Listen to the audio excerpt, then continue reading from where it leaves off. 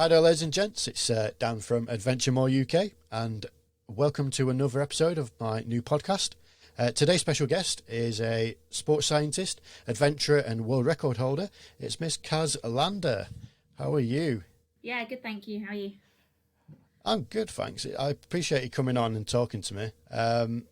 Obviously, I followed you on social media for a little bit, and obviously I became aware of you on some of your adventures that we'll speak about in a little bit of time. First of all, I just wanted to talk about, was that adventure, was it something you always wanted to do since you were you were little, or is it something that's just grown upon you? Yeah, I think growing up I was one of those kids that was really sporty. I was probably a jack of all trades, master of none. So I played everything, and at school I was on every sports team, and all my spare time I was playing sports and doing everything. But I wasn't I didn't really have a sport, but I did spend a lot of time on the water. So I worked as a water sports instructor. Yeah. Kind of my school holidays. I started volunteering at my local water sports centre when I was about 12 or 13 in my summer holidays. They then trained me up. And I think kind of through water sports, probably actually, I kind of got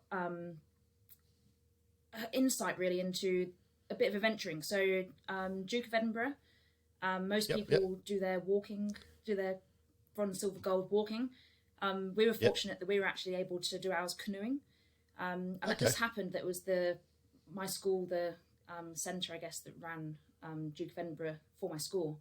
They were water sports instructors. And so I think from then, that was kind of when I got my first insight into, doing kind of like a multi-day adventure, I guess, kind of by yourself, but which wasn't walking. And I think, I think that kind of sparked a interest in me when I was kind of 14, 15.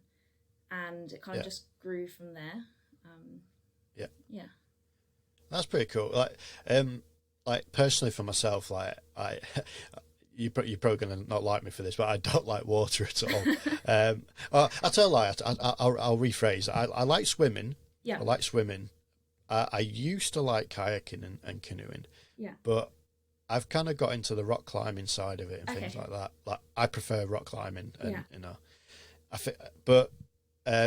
kayaking, canoeing, it's not something I do, but I do know a lot of people who do it. My previous job is working in outdoor education centres. I'm sure you.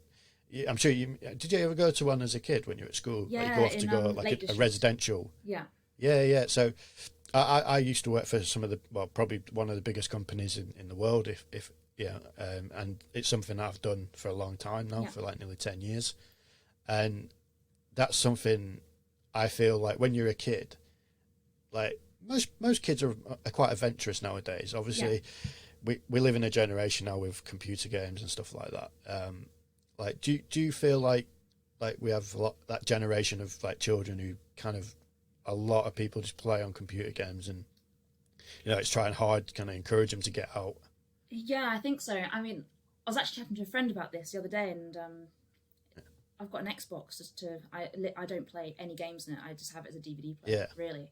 And it takes me about 10 minutes to work out. And I was laughing, saying, I need a kid here to show me how to use an Xbox. And I think I definitely see less kids out in the countryside, kind of just doing activities. I don't know. I mean, when I was a kid, I was always outside, same in the woods, absolutely. Cycling, doing everything.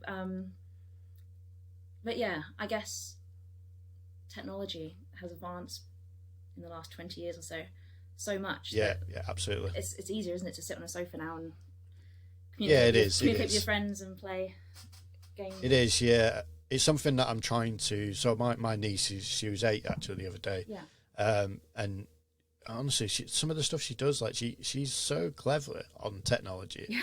But I feel I try not to. I always said to my brother, try not to let her go too much. I can't think of the word, but it's good in, if you go on for a little bit of time. Yeah, small doses. But then take time, small doses. Yeah, just do it for a little bit of time, and then because otherwise she's just gonna get engulfed in technology, not technology as such, but in computer games, and just sat in the house.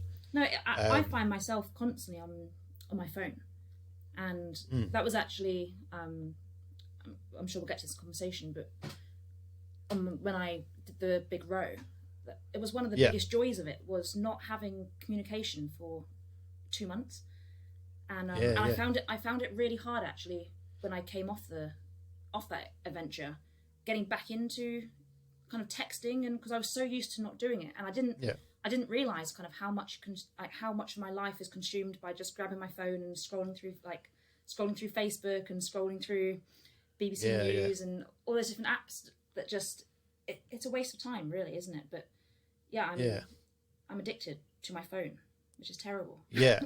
It is terrible. I'm not gonna patronise or anything, because I'm the same. I'm exactly the same. Like I say this a lot, but don't get me wrong. Like social media has quite a lot of good sort of aspects of it. There's a lot of good aspects, obviously, if you want to promote businesses or promote things like promote this podcast, for instance. But as you say, there's a lot of people who will go off Facebook or whatever it may be just to sort of like make sure their life's in order, not in order, but they'll take things off Facebook and believe that to be 100%, no matter what it is. And that's something I feel like it's quite bad sometimes. Like I don't get me wrong, I use Facebook just for pushing things out to do with business opportunities or business ideas, and just what I've been up to.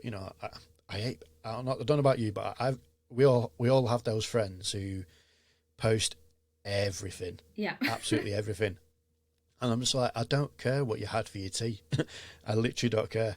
Like it's not relevant. Like if you was going to tell me that you've been walking today, or you've done this, done that, or for me, like I do a lot of work with mental health. That's what a lot of this podcast is about.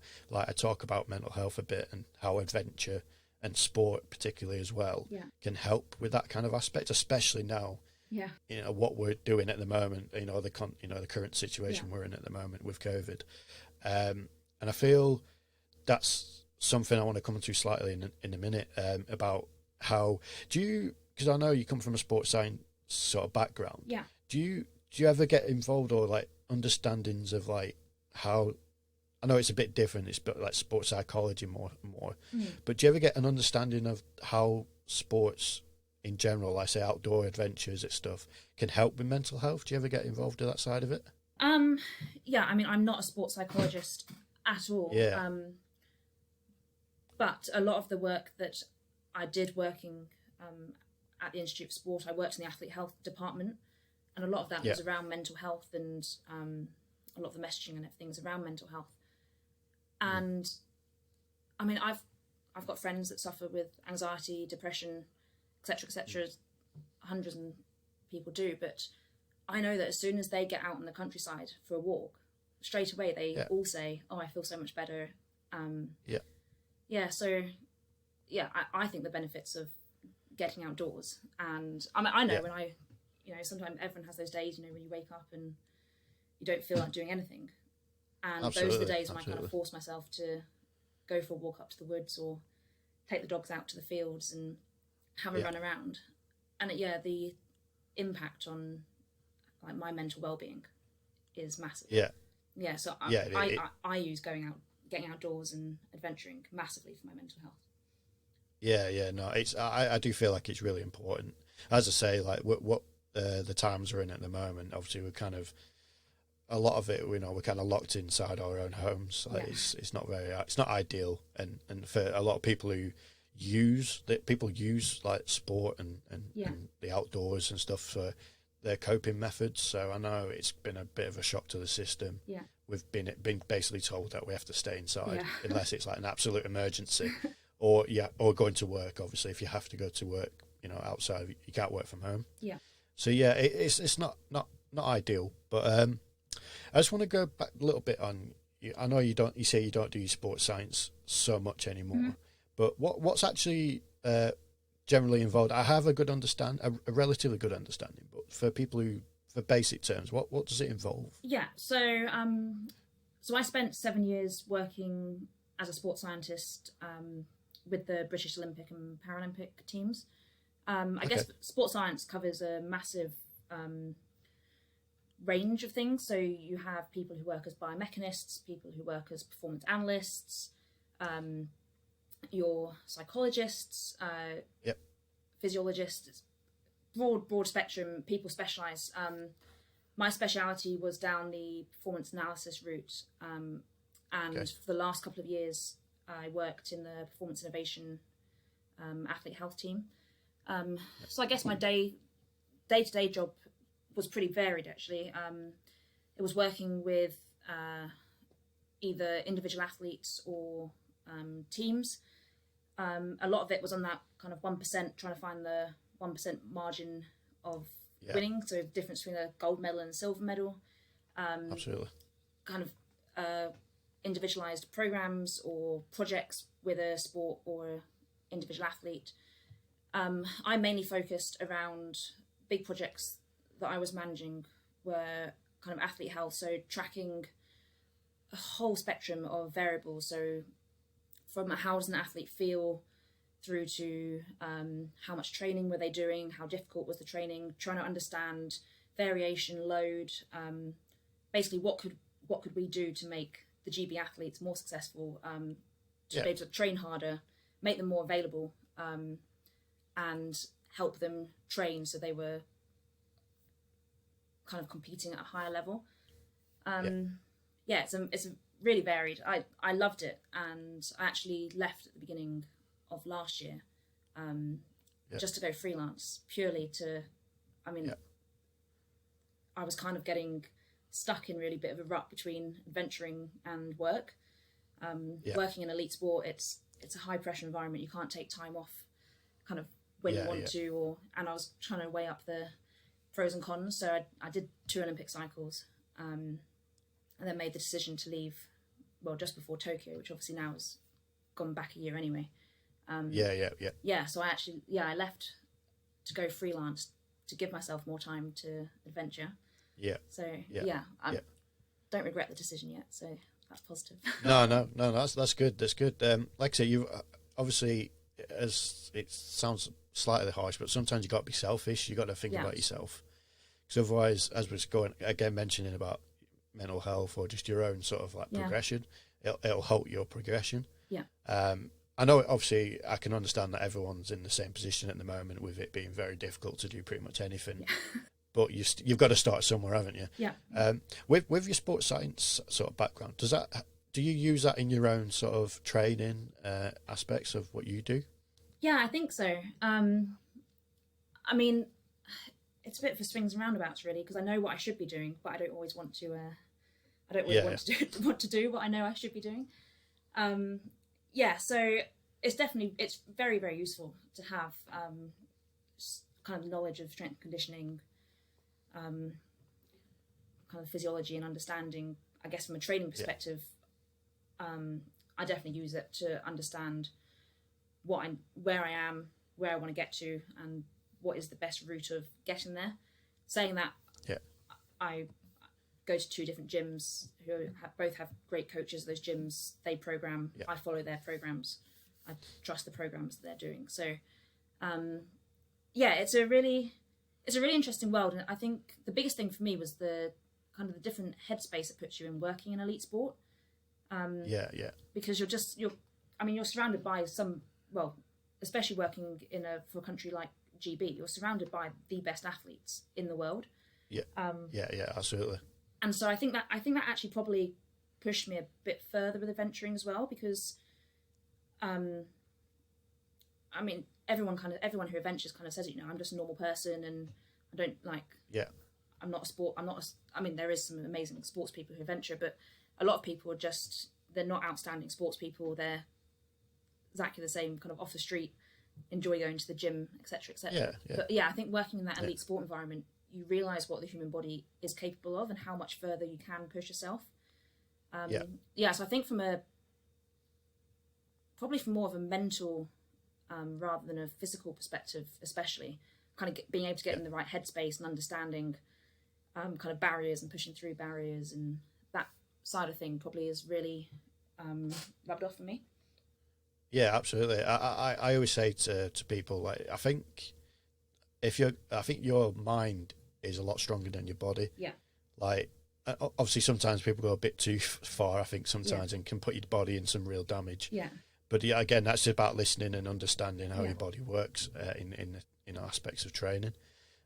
When you was working for Team GB, did you work like particular sports, or was it an overall sort of most like every sport? Yeah. So the role I was in, I pretty much covered every sport, Olympic, Paralympic. So I would work project based. So I'd go into a sport for either a couple of weeks, or some sports it was long term, over a couple of years, kind of monitoring projects and working with the sports. So the majority of sports all have their own performance analyst, biomechanist.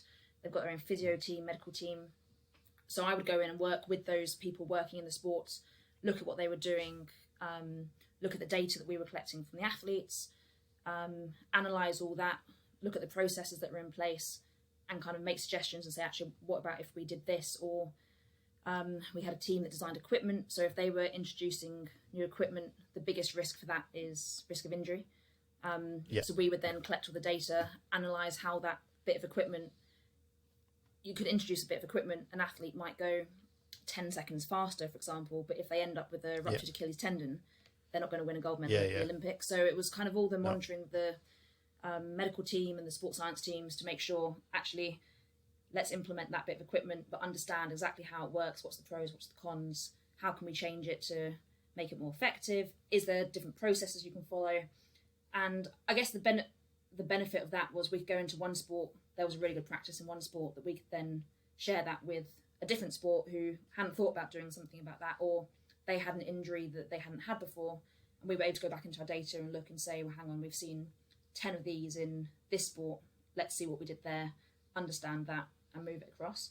So yeah, it was very varied, and very fortunate to have such a insight into so many different sports at a kind of elite level. Yeah, that's pretty cool. I like I said, I was pretty much the same as you as a kid. Like, I put my hand at pretty much everything, like absolutely everything. And I represented my school, town, and my county in quite a few sports. So I kind of understand, like, the way you look at it. Now, I just want to quickly bring onto your, I think it was your channel swims. Were they before the row? Yeah, so I did the channel swims first. Yeah. So how because I know a lot of people look like, I know there's a few people done it, like they've rowed it and swam it on, they do it on like Comic Relief, Red Nose Day type stuff. But what brought you to do your channel swims? Because it's quite an achievement, that. Yeah. So the year before, I guess I'd finished university. I was working in elite sport, and I think there was part of me that was just thinking, I'm working with these athletes, they're doing amazing things. I was probably at that age, I'd finished university, so all the sports clubs that I was part of at university had obviously finished. I wasn't playing sport for any teams. That was probably the first time in my life that I'd got to a point where I thought, I'm not doing anything, I'm not going to training in the evenings, I'm not part of all these different clubs and teams that I have been. And I remember just sitting on the sofa one evening, I was entirely bored, it was the middle of winter, and I thought, I'm so bored, I really need to do something and give myself some challenges.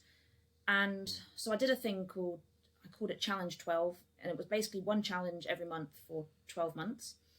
And I just basically wanted to see how far I could push myself. And I mean, at this stage, running was not my thing at all. I'd never run a 5K. Growing up, I was a sprinter, so 100 meters, like 400 meters was my absolute max in training. Like I used to run, I used to train in 100 meters. I was a hurdler. So if someone said to me, run 5K, I was like, I don't think so. Like, I'm a sprinter. So I thought, actually, I've spent the last kind of 12 years sprinting and doing that kind of an activity. I want to see how far I can push myself. So actually, I'm going to do things that put me out of my comfort zone. I'm going to raise a bit of money for charity whilst I do it, like try and raise some money for charity. And so I just sat there that evening and just Googled, what challenges can I do? And so I started off, I found a 5K and I thought, right, okay, first month I'll I'll train and get myself to run a 5K. And then as I started Googling, I found, you know, these ultra marathons, and I thought, that looks brilliant. You know, that's amazing. You can start, I signed up for one, it was around the Isle of Wight. And I thought, what an adventure. I've never been to the Isle of Wight. What a better way to see it than running or walking kind of around the entire coastal path. And as part of that Challenge 12, I found there was a charity called Aspire who run it was a 12-week challenge, and it was to swim the distance of the channel, which was, I think it's 21 miles, in a pool. Yeah. So I thought, well, that's a 12-week challenge. I'm trying to do 12 challenges in 12 months, so I'll try and swim that in a month. I loved swimming at that stage anyway. I used to swim a couple of times a week. Not particularly well, but just for fitness. And so I did the channel swim in a pool. I think over the course of about 2 or 3 weeks, just ticked off the distance. And then I got an email from them just saying, you know, thank you for completing it. Did you know that we also, you can also swim the actual channel? And I thought, what? Like, this sounds amazing. So I got in contact with them and said, you know, I'm really interested. And they explained, you know, it's all part of a relay team. There'll be 6 of you swimming. We have assessment days. Come along to the assessment day. We'll put you through some swimming tests, etc., etc. And that stage, I thought, you know, I've not done really anything like this. Over that course of the year, I'd done, I think, 3 ultramarathons, so 100 Ks, not running them all. I did a mixture of running, walking, got through them, kind of they were 24-hour cut-off times, and I loved it. And I was absolutely broken after all of them, like entirely broken. But I absolutely loved it, of kind of getting to that point where I felt, you know, 60 kilometres, whatever, and I thought, I can't go on, I've got another 40 kilometres, my feet hurt, everything hurts, I can't do this. And then that refusal to say, no, go on, you can go on for another 10K, then I'll be at 70, then I was like, oh, there's only 30K left now, then I'll be at 80, and I was like, well, I'm almost there now, I've done 80, you know, there's only 20 kilometres left to go, let's go. So I think from doing those ultras, I'd realised that I could push myself way further out of my comfort zone than I initially realised, and I loved it, which I think is really important. I've got loads of friends, you know, that run, and all they ever say is, I hate running so much. And I say to them, like, why are you doing it? If you hate it, don't do it. Like, only do it. Like, don't do it because you think you should be doing it because it's good for you. Or I said, you know, there's so many ways you can get outside. Like, find something that you love and do that, because then you'll want to go and do it every day. And and I mean, I'm never ever going to be a decent ultra runner, at all. But I will sign up for another 10 ultras, and I know I'll get through them. I'm never going to be in probably the top half of the field, but I absolutely adore them. And so that's how I guess I stumbled into the channel swim completely by accident, really. And I just thought, I've never swum open water. I can swim in a pool. I had no idea how fast I was compared to anyone else, because I'd never swum, I hadn't ever club swum or anything. I always just swam laps by myself in the evening. So I kind of turned up at the assessment day thinking they're either going to laugh at me and say to me, you know, come back next year, or or this is going to be absolutely fine. And it was one of the most amazing days, actually. There was people there that could swim. You kind of have to put in a mile time, and they test you over a mile basically to find your time. And there was people there that were swimming it in 22 minutes. There was people there that were swimming it in 45 minutes. And they create these relay teams, and they put 6 of you together. And as long as they're happy that they think you're going to be able to acclimatise, because the water is cold in the channel. You're not allowed to wear wetsuits. Yeah. What time of year was this? So the first one I did was the very beginning of June, I think. And the water was about 12.5, 13 degrees. It's not too bad. I used to make ice baths at work, which an ice bath used to be about 9 degrees, 10 degrees. So it's not far off. So I turned up the assessment day, and then there was all these people there. I got put into a relay team, and you do the training down at Dover on the beach. It's all done by the Channel Swim Association, or CSPF. So you have to pass all these kind of 2-hour swim tests, etc. And then I did the first one. And again, that for me, that was completely out of my comfort zone. So I'd never swum in the sea before. I live in the middle of the Midlands, so pretty much as far away from the sea as you can get. I mean, I've grown up loving water. I spend kind of as much time as I can on the water, but I've never swum in the sea properly. So it was loads of firsts, and it was a big learning curve. But again, it was just that pushing myself kind of out of the comfort zone. It was, I loved it. And then I did the first one, and then a couple of weeks later, one of the other teams had someone drop out and they needed a swimmer. So I just stepped in and did a second one. Awesome. How long after was that? The second one. After the first one? The second one, sorry, after the first one. 2 months, I think. Yeah. So do you, I would assume you'd obviously recovered a lot by then. Yes. So, I mean, and when you're swimming in a relay as well, there's 6 of you on the team. Yeah. So you swim for an hour, and then you get back on the boat, and then they rotate through the other swimmers. It depends massively as well on tides, on whether the first one was, I had a very good team. There were some very good swimmers in the team. Yeah. And it took us, I think, 16 hours, the first one, I think. Okay. The second one, same distance, obviously. Very similar standard team. There was a couple of very fast people on the team. And it took us, I think, 11 hours 20. Okay. Just vastly different conditions. So that came down. I mean, that planted the seed about doing it solo. Which is still there. A couple of the people I swam with on the first team are doing it, are training for it, to do it solo. And that's definitely something that's kind of, it's on a list that I would like to do. I'm also aware though that there's so many kind of uncontrollables in terms of the weather and absolutely. the tides and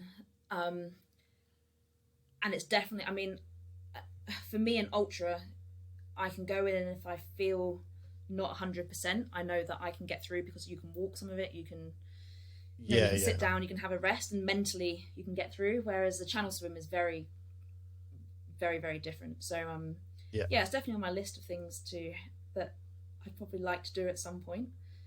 I was going to say it's kind of like the next step up, isn't it? Yeah. Like obviously, if you've done it as a team in a relay, then doing it by yourself is probably like the kind of not well to the next step up. Yeah, definitely. Yeah, I've started. So I've got a bit of a personal challenge where I'm trying to swim the length of all the lakes in the Lake District. So okay, cool. Yeah, so and that's kind of my goal at the moment, is if I can get up to swimming. So I think Windermere is 15. I think it's 15 miles, maybe. Okay. Yeah. That's obviously is that point to point. That's not navigate. It's not like circumnavigated. No, that's just point to point. Yeah. So I've done Coniston, which is 5.5 miles. And so in my head, I'm kind of thinking, I'm going to work my way through those, and if I'm still really enjoying open water swimming and the longer distances and the training for it, then maybe I'll look at booking a channel swim for a few years' time. But absolutely, that sounds great. Like I do have something in my head that I want to do.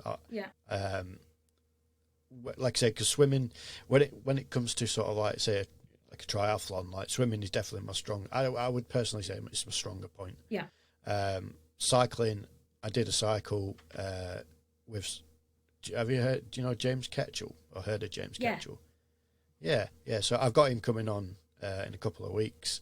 I became good friends with him, and I joined him on one of his cycles when he cycled around the UK. Yeah. And I think I did close to 40 miles, which doesn't sound a lot for people who do that on a regular basis. But when you're talking to someone who's like, a 15 stone rugby lad, it's not ideal. Yeah. I'm not a cyclist by any means or any stretch of the imagination. But I didn't enjoy it, I'll be honest. But it was good being with him. And running running, I don't know.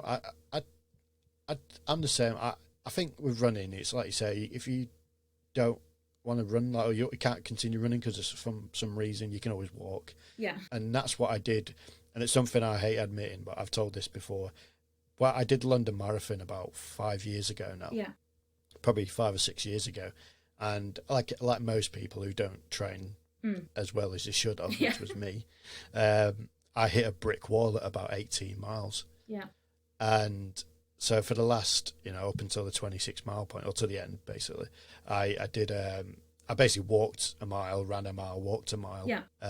Just because, like, for people who haven't done things like a marathon or whatever, I don't know if they'll understand what the brick wall is. Yeah. It seems to be just something that happens, like, yeah. And that for me, that's like, that's something that I always remember. So ironically though, as much as this is going back to sort of being like headstrong and stuff like that in your headspace, as much as I hated the last sort of like 4, 5, 6 miles, or even longer, 7 or 8 miles when I did the London Marathon, and cycling with James, I still, on my bucket list, is to do a Ironman.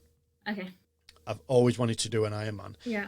I don't know if it's, I don't want to say it's for bragging rights, because it isn't, because people people do it all the time, but it's just something I've always wanted to do. Yeah. Like when I was a kid, I've always wanted to do the marathon, but doing the London Marathon was good for me. Yeah. Like, it's one of the probably the more the most sort of popular ones in the world. Yeah. And so I've when it comes to the swim, there is something I do want to do, but I'll probably tell you after, because I don't want to say it now. Because if I was to, it's one of them. If I was to never do it, I don't want to be people watching this back going, "Oh, you said you were going to do it." So I'll tell you after. It's something that's, again, it's like the Channel swim, but it's actually further. Okay. And it's something that's quite. It's a very popular route. It's one of the like they have the 7 summits, obviously, for mountaineering. Yeah. It's part of the. It's like it's basically a channel crossing equivalent. Okay. It's one of them. Oh, like the 7 swims. Yeah, I think it is part of that. I think it is part of that. Okay. But if I tell you, you'll know what I mean. But I'll tell you after. Cause, okay. But with your swim, I read about, is it the Dover Straits Awards or something like that you got an award, or I don't 100% understand what it was. I read about it, and I know that you got that. Yeah. So what is that? Basically every year they give an award for the fastest relay team of the year. Okay. And so the second swim that I was on, we happened to be the fastest relay team that swam the Channel that year. Yeah. Which is, I mean, it was a lovely thing to get, and it was we did train hard for it. But equally, we had the best. That swim had probably the perfect conditions you could possibly hope for a Channel swim. I mean, the English Channel looked like a pond. There was just where we were in the neap and spring tide kind of cycle. There was very little tide compared to the first swim I did, where the tides were massive. And we were pretty much able to swim in a. This probably won't make any sense, but because of the tides in the English Channel, even though you're swimming in a straight line, point to point, you actually end up swimming in a big S shape, because the tides pull you one way and they pull you the other way. And I mean, on that swim, we were able to pretty much swim in a straight line, which is partly down to speed of the swimmers, but also just great conditions. And I think that was probably one of the biggest, a really good lesson actually for me to learn, that it doesn't matter how good you are at something. Like, there is so many other factors that influence what you are doing. So, I mean, you can be the best runner, but if there's gale force winds or whatever, and you're not going to run as fast as someone maybe that is a slower runner but had much better conditions, and there wasn't wet, slippery ground, and so that's probably a big learning lesson for me on that swim, actually, is just because you're doing the same thing as someone else has done previously, doesn't mean it's the identical challenge, or it's easy because someone else has done it before. There's so many different factors that Yeah, especially I think when it comes to swimming, obviously, like you say, or channel swimming. Yeah. Like you said, there's so many factors that can change the variation in speed, direction, and just general sort of how it all comes about.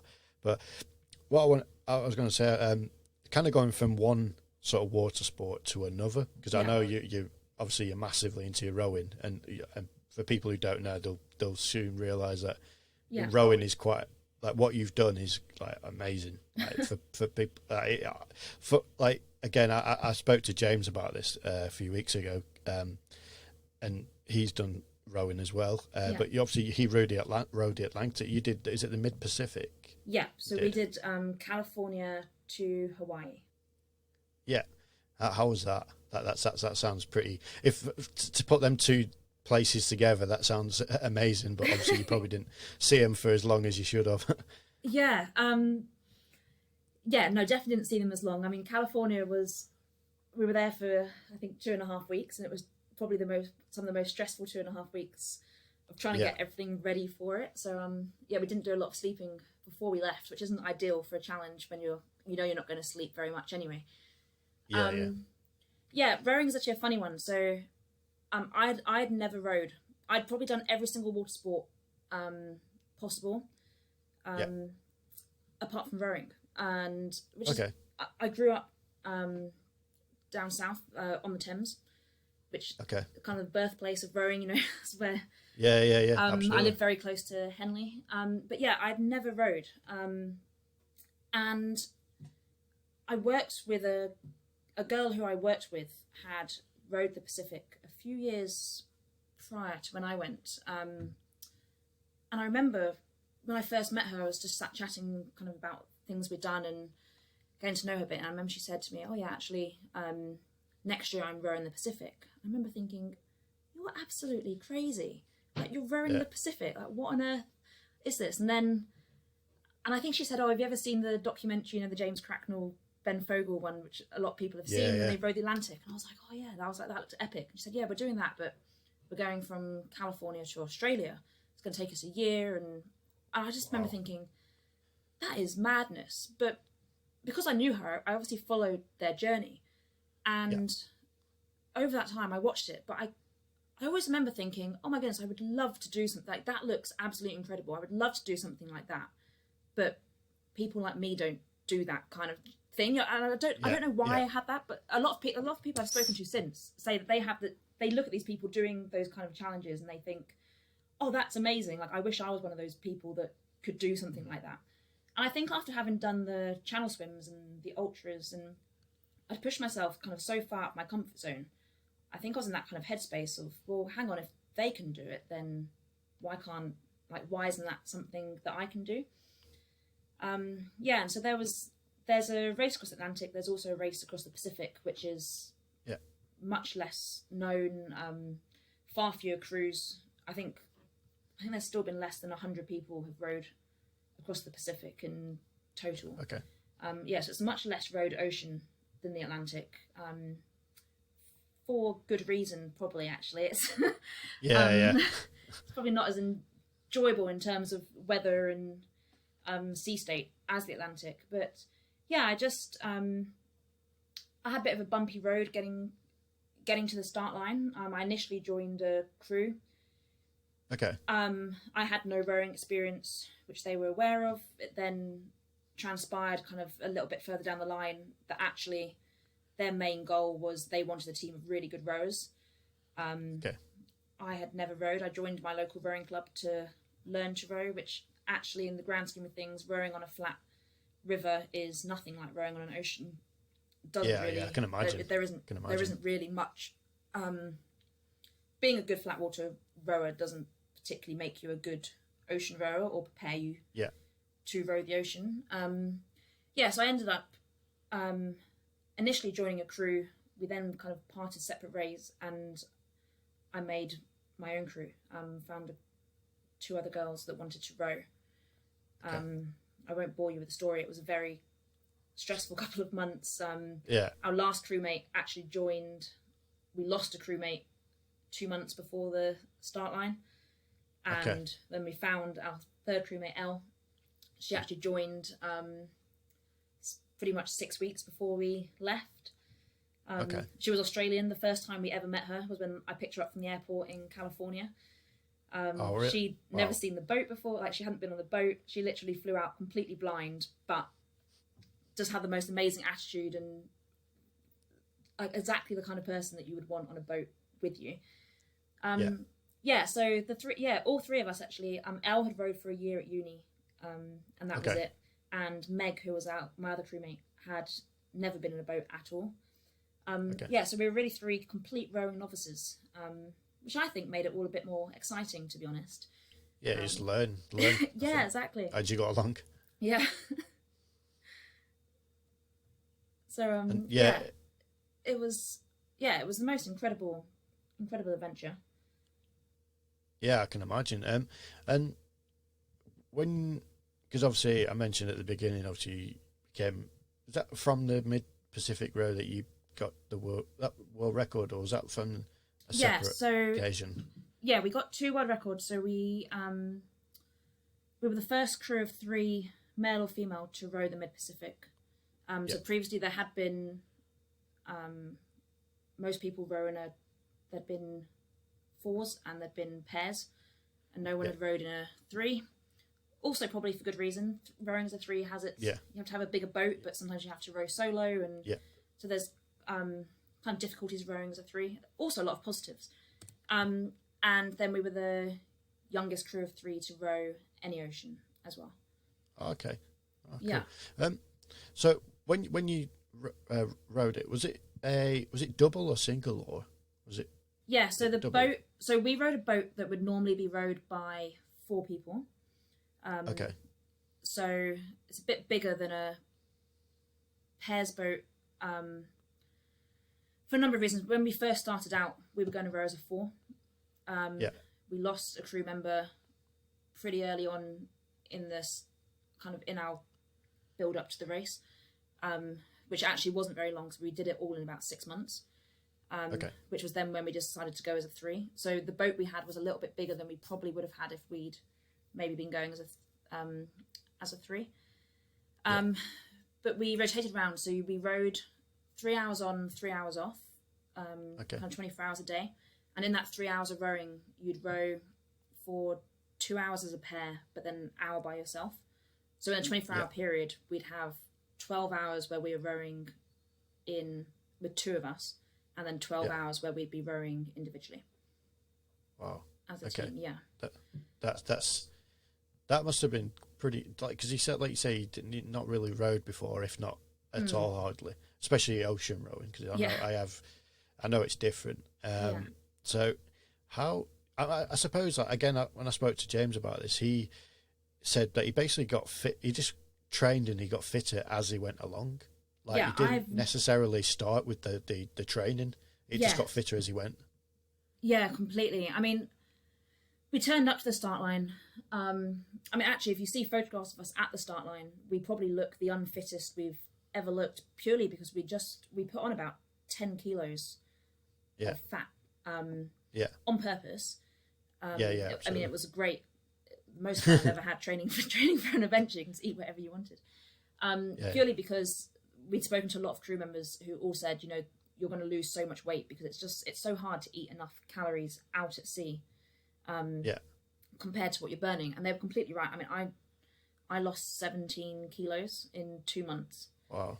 Yeah, that's a lot. Yeah, and I mean, I was never hungry. I wasn't ever thinking, oh, I'm not going to eat that because I want to lose weight or whatever. It was just the amount of rowing that you do and kind of the physicality of it compared to. It's difficult to eat a lot of food, kind of force yourself to eat it, because you row for 3 hours and then you'd come off your row shift and you'd have 3 hours off. But actually, by the time you got into the cabin, got out of your wet clothes, that's maybe 10 minutes down. Then you have to start cooking. So you have to boil your water, wait for your food pack, and then you've got to sleep as well. So a lot of the time, especially kind of in the night, you'd come off and all you want to do is sleep if it's kind of 2 a.m.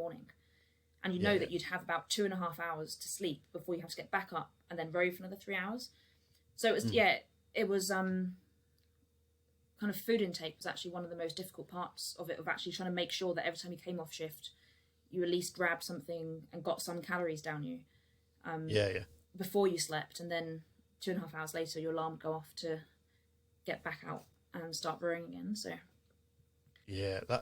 So you must, like, obviously for things like that, obviously did you have any means of like keeping your morale high or anything like that? Because I can imagine at times you must have got a bit miffed off with some, like people. Or do you ever have arguments while you're on? Yeah, on the boat? I think I was very lucky. I had 2 really great crewmates.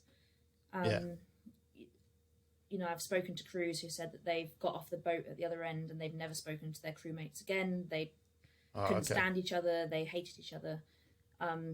We were very fortunate that we got off the boat at the end, and all 3 of us are still friends, kind of 2.5 years down the line. So I think that helps. Being on a boat with people that you are happy with. We had a couple of kind of different strategies on board, which is probably very useful when my work the work I do kind of came in. I was able to speak to people, who were experts at work, so a sports psychologist I was able to speak to and say, what would you do? What kind of strategies do you suggest we take? And I mean, the biggest one that we took with us was, don't let anything linger. If something is annoying you, then you just say it straight away. So if someone's done something that's annoyed you, or there's something that's been left out that should be put away that's annoying you, rather than thinking, oh, for goodness sake, why haven't they done that? And then 4 days down the line, it's still there, or they're still doing that, and you're thinking, why aren't they doing that? But not saying anything. Then that's when kind of tensions start to get a bit frayed, and you start snapping at people. Yeah. And so, we just had this kind of agreement between the 3 of us, that don't get offended if someone says to you, why haven't you done that? Or can you please do that? Or this is annoying me, can you stop doing that? That's not something to be offended by, or just kind of say, oh, how dare you turn around. That's just that person saying, this is really annoying me, I just need to sort this out now before it becomes a problem. And we did that. And I think the whole way across, there was we maybe had 2 or 3 big arguments. I mean, we were at sea for 62 days, and I think we had maybe 2 or 3 kind of situations that turned into getting quite annoyed at each other. And most of the time it's because one person wanted to do one thing, one of us wanted to do the other thing. And there was that butting of heads that actually, if it had been spoken about maybe 3 or 4 days earlier, it would never have become a problem. And I mean, now I look back at some of the things that those 2 arguments, and I just think, why were we even arguing about them? They were, but you're tired, you're like, so I think we were very lucky. We had very, very few arguments on the boat, but we did have strategies to kind of stop those situations from occurring. But I think if anyone says they've been on an adventure in a group of people and they haven't had any arguments over a period of time, then I think an argument is always going to happen. I mean, living with someone, on an ocean rowboat, the reality is that you're living in the space of a bathtub with 2 other people for 2 months. Is kind of that's the space that your cabin has, and that's where the 3 of you are living for 2 months. So arguments are going to happen, aren't they? Exactly. It's inevitable. Like you say, if you're doing the amount of work that you're doing, and you're going to be tired, and a lot of people know when you're tired, you have arguments, you nitpick at things, and obviously, like you say, especially if something needs to be in a particular place or it doesn't have to be in a particular place, then you're going to start arguing at people, and like you say, it's something that needs to be nipped in the bud, I think, straight away. I can imagine, I've obviously never done what you've done, but I can imagine if you're in something that's not very, you can't exactly walk away and just have a, and have a time. I suppose you can have a moment to yourself, but you can't go too far, so I feel like, like you say, you're going to have to get things, sorted straight away, because otherwise... and I mean, in some ways on an ocean rowing boat, I mean, it actually just makes the situation hilarious, because you have this argument with someone, and then you literally step a metre apart from each other, and that's as far as you can go.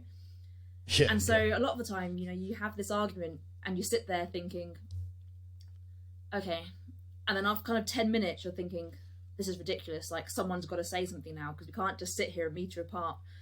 And, and you're right. Normally, when you have an argument with someone, you'll both walk off. You might have a couple of hours to kind of calm down, and then you get back. But actually, I mean, I think for all of us, we'd kind of have this argument. It would come out. You'd probably say something that you didn't really mean to say to the other person. You'd sit there for about 10 minutes, and you'd be like, "What do you want for dinner?" And then it would kind of just all be blown over, and you just think, "Okay." Yeah, like you say, it can affect performance as well. Yeah. I can understand that.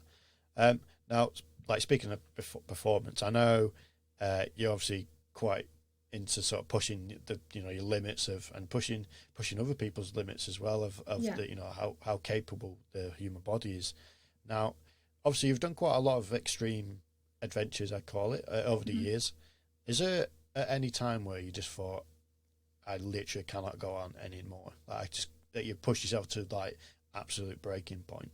Have you ever got to that stage? In terms of quitting, or like having to stop?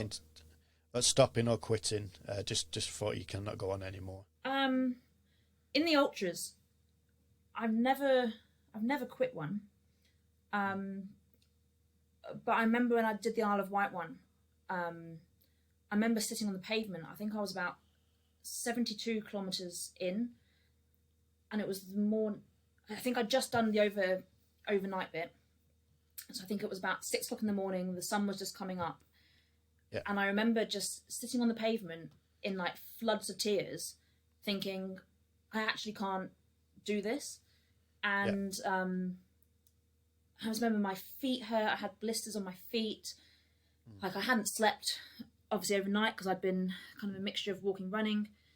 And I remember just sitting there on the floor. And then I remember someone else came past me and they stopped and they said, "Are you okay?" And I'm sat there going, "Oh, yeah, I'm fine." And I think they said, "Oh, like you can stop. Like I can call one of the. Do you want me to call one of the marshal people or whatever?" Yeah. And I think at that time, and I thought, I don't want to quit. Like I refused to quit. And I don't know whether it's that kind of, that especially when I was doing it for charity, like that was part of my Challenge 12, and I always feel like there's quite a lot of pressure once you've said to people, I'm going to go and do this.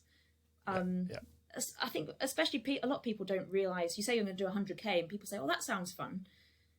And you think, I don't think you realise how far 100k is. Like for a lot of people, they say, "Oh, I went on a 10k walk last week. Yeah, 100k, that sounds fun." And you think, okay. That was probably the lowest point I got, was in the middle of one of the ultras, and I probably sat on that pavement for about half an hour, kind of thinking, why am I doing this? Like I can just stop. Like I don't have to make it to the end. But I'm so stubborn that I refused to quit, which I think is a positive and a negative. I did Hadrian's Wall 2 years ago, I think. And I did it in the middle of summer, thinking conditions are going to be great. I'm going to try and jog as much as I can. I was going to either try and go straight through, or I had a bivvy with me. I thought I'll just sleep for a couple of hours while camping. Yeah. Some people are funny about that. But I had a bivvy with me, very little stuff with me. And I just thought I'll just go and I'm going to try and get it done. And it was the middle of August, but I think about 3 weeks prior, like there'd been some of the worst rainfall, like summer rainfall for years, and everywhere was just waterlogged. I was wading through fields kind of up to my ankle in water, and this was the middle of summer, and I thought, like, it was partly my fault for probably not having researched it like enough, or looked at exactly what the conditions were going to be like on it like recently, and and I got to the point there where I rolled my ankle down a rabbit hole, probably about 20, I don't know, I was maybe about 27 kilometres in, and I think Hadrian's Wall is 140 kilometres or something. Yeah. And I remember at that stage thinking, oh, that really hurt. And I just thought, oh, well, that's fine. I don't need to run it. I'll just walk. And I remember getting to I think I probably went about 70k that first day. So I was almost halfway. Wow, okay. And I got to a pub that happened to have a bunkhouse attached to it. I remember just thinking, oh, this is perfect. I'm just going to get a bunk here then I can just sleep, and then hopefully by the morning it'll be better. I remember waking up and it was swollen, and I just thought I shouldn't go on. But because I told people I was doing it, I went on, and then I walked. So I walked I ended up walking the next day and a half. I think it took me about a day, and like camped somewhere the following night and did the last kind of 80k over 2 days, just in absolute pain. And it was probably one of the stupidest things I've done, because I had planned, it was part of a kind of a challenge that I'd set myself. So a couple of weeks prior, I'd swum from Portsmouth, so I swum the width of the Solent, so Portsmouth to Isle of Wight. And then I was going to do Hadrian's Wall, which is, so I'd kind of swum the width of the Solent, and I was doing Hadrian's Wall, which is obviously the width of England. And then I was planning on paddleboarding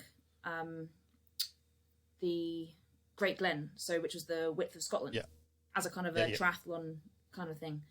And and I got to the end of Hadrian's Wall, and I'd obviously walked on this ankle that was pretty badly damaged from rolling down, and then I ended up being out injured for the next kind of 3 months, basically rehabbing that ankle.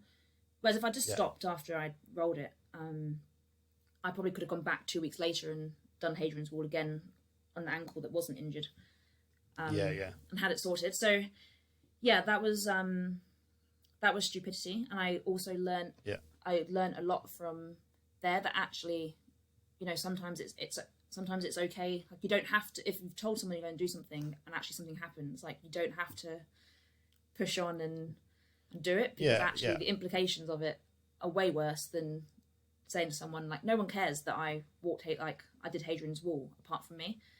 Like, none of my friends sit there now and say, oh yeah, you know, you did Hadrian's Wall. Like, no one remembers, or like, it's a personal achievement for me. So that was probably the stupidest time. So I have been in those situations. I'm probably far too stubborn in those situations.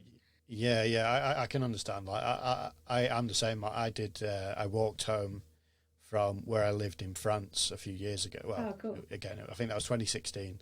So I lived about maybe a half an hour outside, maybe 45 minutes outside of Paris. Okay. And I walked back to here where I live in the northwest.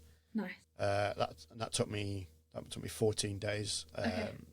And for people have obviously seen it. Like, I got to about 4 days in, and I had the most horrific like blisters on my feet.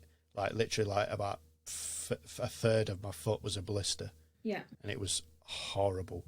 And I was the same. I was doing it for a charity, and a charity I would have a lot of respect for. Yeah. And a very personal sort of message. So I was the same. I didn't want to quit. I could have quite easily just jumped on a train, and just gone home, but I didn't. You know, I ended up buying myself a bike and cycled home. Okay. And again, like, the distances I was covering a day, to be honest, wasn't that far. You know, but for me, as someone who doesn't cycle, you know, it wasn't. I was still pushing myself. Yeah. So I can completely understand.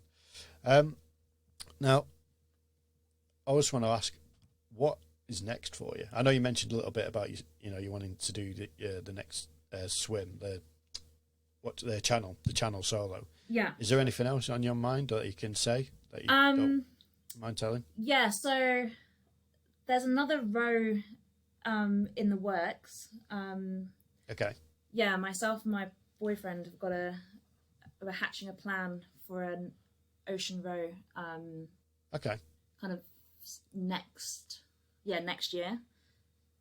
It's still kind of in the works, so I don't want to say too much about it, just in case we change plans or whatever. I know you feel. I'm hoping. Next year definitely. We're planning on doing a row. There's a lot of things, you know, looking at funding and that side of thing as well. We've got a lot of ideas. I mean, I had been planning before COVID hit. I was planning to cycle kind of basically through Europe. Okay, yep. So kind of Germany, Austria, then through to kind of Croatia, Hungary, Romania type route. Following the river. That had kind of been in the works, that I'd been roughly planning and thinking I'm probably going to do that, but obviously that all got shut down fully due to COVID. So that's kind of hanging around. We're thinking maybe like when we might do that. This Lake District, trying to swim the length of all the lakes in the Lake District is there. Yeah, I think the row is definitely the next big one. On the radar, kind of multi-month one that's out there. And then just lots of little ones. I'm just trying to. I mean, one of the reasons I left working elite sport and started going freelance was to give me the flexibility to adventure more. Yeah. I mean, as it turned out, obviously I quit at probably the worst time to do more adventures because we've been locked down. But also it's been nice. I've actually explored the local area a lot more and kind of realised the amount of adventures you can have close to home. So I found there's a couple of long distance footpaths really close to where I live that start where I live, which I didn't even know existed. So in the summer, me and my friend did like kind of recce'd out part of that. So I've got a couple of potential ultras that kind of locally that I want to do. So lots of kind of little things on the radar, and then a big one. I mean, I'm not great at planning, so what tends to happen is that someone says, "Oh, I'm thinking about doing this. Would you be interested?" And then I say 100%, and then I end up going on a complete kind of tangent off what I was kind of initially planning and doing something completely different. So oh, that's cool. Like you mentioned about like in your local area, and for me, like I one of my hobbies is geocaching. So I'm assuming do you know geocaching? Yeah, I've heard of it. I've never done it. Yeah, it sounds a bit like because people who, again, going back to technology and stuff, people who don't know what it is, it's basically what was Pokemon Go, but for a bit more like mature, I would say. So it's not quite Pokemon Go, because I don't like to say that I do that, but it's kind of, geocaching's great.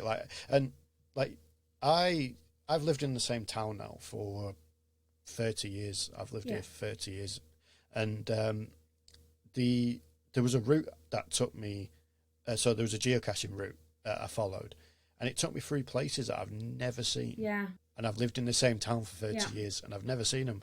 I literally come down to like a particular part of the town, and I'm like looking around, just like I didn't actually know where I was.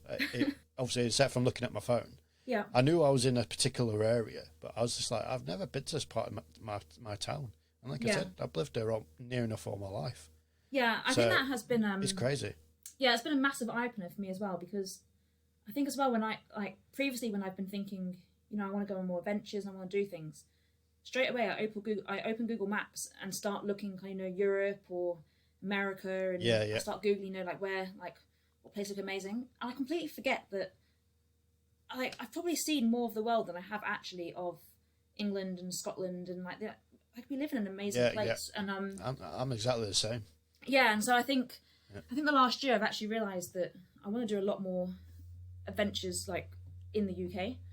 And kind of explore, especially Scotland. I've been to Scotland, but I've not been kind of to the beautiful parts of Scotland. So I think I'm probably going to try and plan a lot more kind of close to home adventures. Oh, with Scotland, I highly recommend doing the West Highland Way. Okay. I did that quite a number of years ago. Yeah. Again, I can't remember off the top of my head how far it was, but it's a very beautiful walk. Yeah.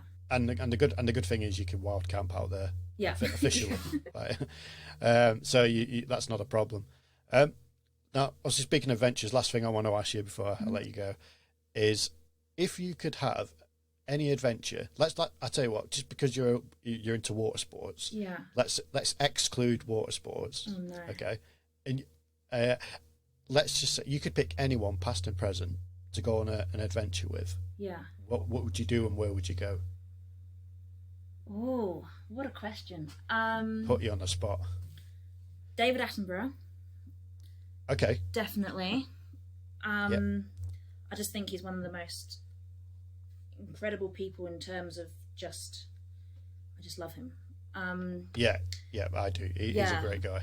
Yeah, and I would love to.